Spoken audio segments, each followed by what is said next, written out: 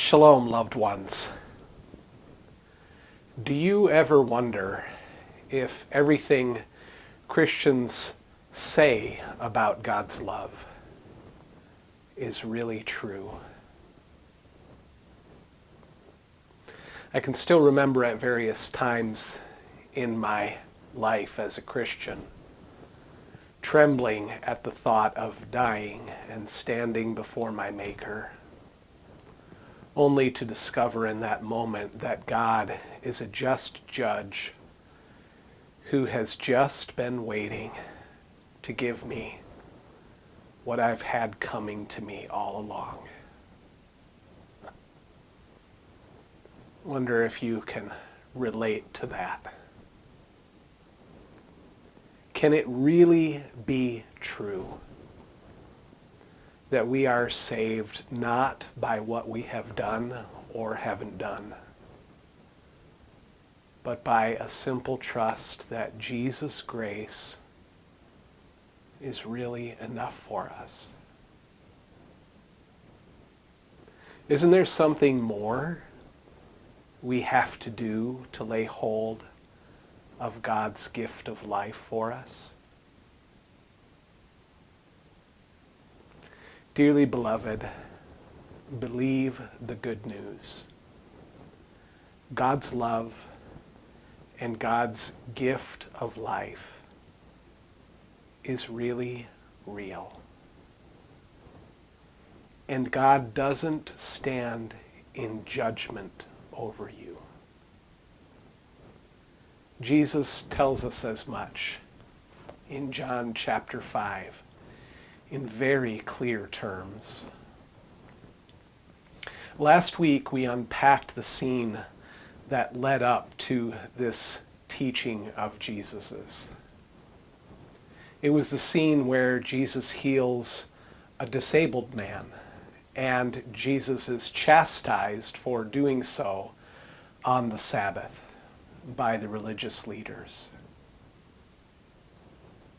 To this, Jesus replies, "My Father is always at his work to this very day, and I too am working." Well, that just makes the religious leaders even more angry. Verse 18 explains, not only did Jesus break the Sabbath, but now he was calling God his own Father, thus making himself equal with God. And this made the religious leaders even more determined to kill him, in fact. That's what verse 18 tells us. Well, the rest of chapter 5 consists of Jesus' response to their condemnation. He begins by telling them that he only does what he sees the Father doing. And what the Father does, Jesus says, is raise the dead and give life. Well, just as the Father gives life, so does the Son. When it came to the case of the disabled man, then, the healing Jesus performed is just the beginning of the life the man will be given. It all sounds so simple, but it's important for us to take deep into our hearts what Jesus has said here. The Son, who gave a new lease on life to the disabled man, did so because that is what the Father does. He raises the dead and gives life. But what about judgment, we may ask? This is what the religious leaders were concerned about. Remember how they instantly judged the disabled man and Jesus for breaking the law. They were so quick to mete out condemnation, even in the face of new life. How pathetic. Well, Jesus then goes on to explain and respond to their judgmental thoughts. He tells them in very plain language, the Father judges no one, but has entrusted all judgment to the Son. Those are his very words to them. It's important for us to catch exactly what he says here. So listen to it again. Let it go deep down into your heart. The Father judges no one. The Father judges no one. Dearly beloved, this is good news. I can't help but feel that it is in fact the greatest news. The Father does not judge you. The Father is the one who raises the dead and gives life. That is what Jesus says. But you may say, Jesus goes on to say that there is still a judge. It's Jesus. That is what he says. The Father has entrusted all judgment to the Son. Okay, well, let's look at that then. As the Son plays the role of judge, does he condemn us? Well, that is the question after all. It's clear that the religious leaders are quick to condemn. Their response to the healing certainly indicates as much, and so does their desire to kill Jesus. The question is Jesus like that? Are we simply locked in a cosmic system whereby everyone is simply out to zap everyone else, including God, including Jesus? No, we are not, Jesus says. The Father and the Son are out to interrupt that vicious cycle of condemnation. After all, the Son does just what he sees the Father doing.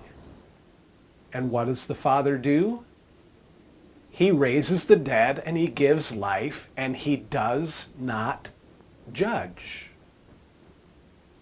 As if to drive this wondrous reality deep into our hearts, Jesus actually repeats this logic that I have just unpacked 3 times in the space of just 10 verses in this text.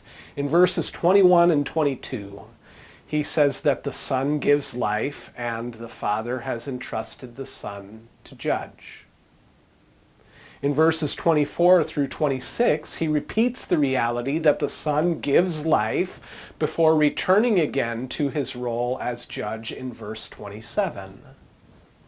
Finally, in verses 28 and 29, he returns again to the image that God gives life before concluding this section in verse 30 with the reminder that Jesus is the judge. In today's text, what we see then is that Jesus is a judge who just loves to give out life sentences. And yes, that was a dad pun and clergy humor all in one, folks. You're welcome, no extra charge. But seriously, savor what he himself says here.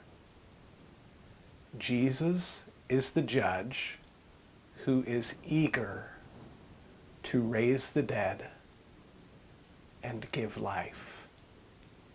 He is not like the religious leaders who are eager to control others and condemn them.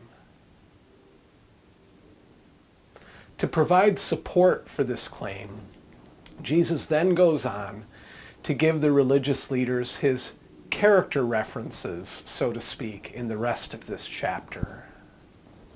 He tells them in verse 33 that John the Baptist testified this about him. He says in verse 36 that his own works testify to this reality about him. In verse 37, he alludes to the moment of his baptism when the Father testified on his behalf. In verse 39, he reminds them that their own scriptures point to this reality about him. And finally, in verse 46, he reminds them that even Moses, their ultimate authority, wrote about him in Deuteronomy 18. All these witnesses, he says, point to the reality that Jesus, as judge, only judges according to the Father's heart, which is a heart that does not judge, raises the dead, and gives life. In other words, even Jesus refuses to be a condemning judge. So where does the judgment come from then, we ask? Well, Jesus tells us at the end of chapter 5. He tells us if we're looking for a source of condemnation, he includes it at the end of chapter 5. If you are looking for an accuser, Jesus says, that would be Moses.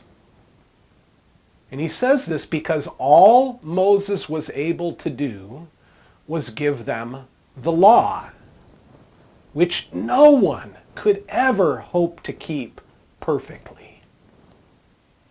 Could Moses raise the dead and give life like God raises the dead and give life? No. Only God can do that. And that is precisely the very heart of what God does. In other words, if you want to understand the spirit of condemnation, by all means, just let yourself become obsessed with keeping the law, trying to keep up. The law will do a pretty good job of putting you down, putting you in your place every single time, all on its own. No need to involve God in the picture. So my message to us all today is very simple, really, but no less powerful.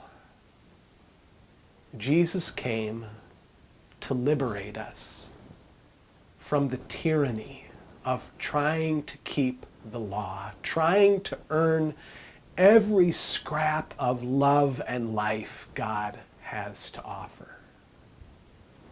The Father has indeed divested himself of the role of judge and placed that mantle upon Jesus. But this is good news because Jesus is the one who heals and works a work of rest and raises the dead and gives life.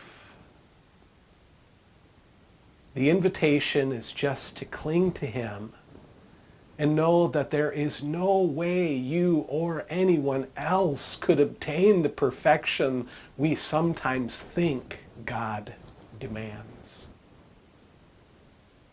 You don't have to be perfect to be loved and to inherit God's life. You don't have to beat yourself up, and you don't have to keep listening to those who have nothing better to do than to beat others up either. That is a burden God does not want any of us to carry or lay upon anyone else. The good news is really good news. Jesus said it himself, so you can just believe it, my friends. Amen and amen.